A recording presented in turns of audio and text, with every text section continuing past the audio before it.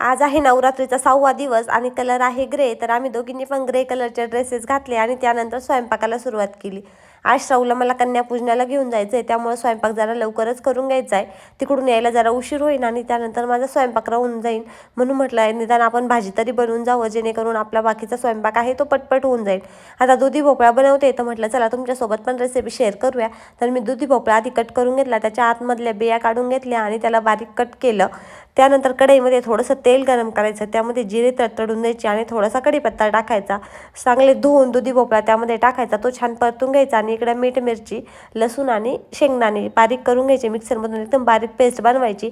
इकडे दुधी भोपळा छान परतला की त्यामध्ये हळद टाकायची, तो परत एकदा छान परतून घ्यायचा आणि त्यानंतर त्यामध्ये आपण काढलेलं मिश्रण टाकायचं. आता थोडंसं पाणी घालून तुम्हाला जेवढं पातळ पाहिजे तेवढं तुम्ही करून घेऊ शकता.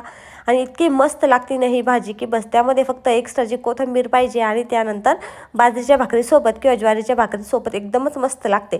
आता कन्यापूजन पण चालू झाले आणि दसरा पण आलाय, तर म्हटलं चला श्रावूला आहे ना कडे आणि पायातले घालूया. तर कडे तिने ना कॉट खाली घातले होते, तो तिला मी काढून दिला, तर एवढा आनंद झाला होता.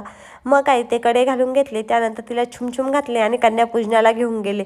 तिथून आल्यानंतर माझ्या जे काही स्वयंपाक राहिला होता, म्हणजेच पोळ्या राहिल्या होत्या आणि भाजीला कोथिंबीर वगैरे टाकायची होती, ती टाकून घेतली. एकदम मस्त भाजी झालेली होती. गरमागरम चपात्या केल्या, त्यानंतर भात केला आणि मस्त असं जेवण झालं. आता श्रावूची तब्येत थोडीशी खराब आहे, तिला सर्दी झाली आहे, तर ती जरा लवकरच झोपी गेली होती. असा संपला आजचा दिवस. चलो बाय.